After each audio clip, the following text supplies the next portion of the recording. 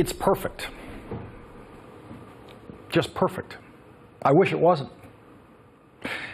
If Vladimir Putin, if Vladimir Putin masterminded the last week in Syria, he has gotten everything he could have asked for. Vladimir Putin was essentially the man in charge of making sure that Syria got rid of all of its chemical weapons under a deal with the Obama administration. And so it makes perfect sense to question whether President Bashar al-Assad would have checked with his most important patron, Vladimir Putin, before using chemical weapons that Vladimir Putin was supposed to have helped get rid of. It would be terribly embarrassing to Vladimir Putin if President Assad had exposed Vladimir Putin as having completely failed to get rid of those chemical weapons. You wouldn't want to be Bashar al-Assad in a conversation with Vladimir Putin after that, unless you had a conversation with him before that. Unless Vladimir Putin said, I have an idea. Go ahead. Do a small chemical attack. Nothing like the big ones you've done in the past. Just big enough to attract media attention so that my friend in the White House will see it on TV. And then Donald Trump can fire some missiles at Syria that'll do no real damage. And then the American news media will change the subject from Russian influence in the Trump campaign and the Trump transition and the Trump White House. It's perfect. It doesn't just change the subject. For most of the news media, it changes the conventional wisdom about the dynamic between Vladimir Putin and Donald Trump. President Trump has finally dared to do something that Vladimir Putin doesn't like. It changes everything. As long as you never question whether Vladimir Putin wanted all of this to happen this week.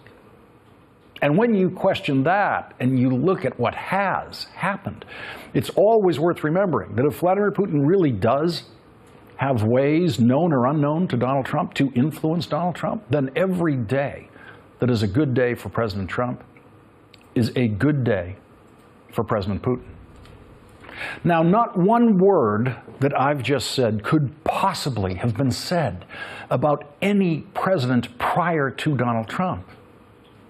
Don't you miss those days when, if there was a chemical attack in Syria, you could be absolutely sure that President Assad and President Putin did not do that in order to help the image of the President of the United States? That is the world that Donald Trump has given us. That is the range of possibility Donald Trump has given us. You will hear opinion in this hour that is counter to the possible scenario that I've just outlined. But what you won't hear is proof that that scenario that I've just outlined is impossible. Because what the presidency of Donald Trump has shown is that with Donald Trump, anything is possible. You have heard in the last 25 hours pundits on television reaching for the momentous as they always do. Reaching for the line that, for better or worse, will get your attention. And so you have heard the profound pronouncement that last night Donald Trump became President of the United States. You should all be used to that by now. That whenever Donald Trump does something routine, something that most presidents would have done, pundits will rush to the microphone to marvel at how presidential the president has become.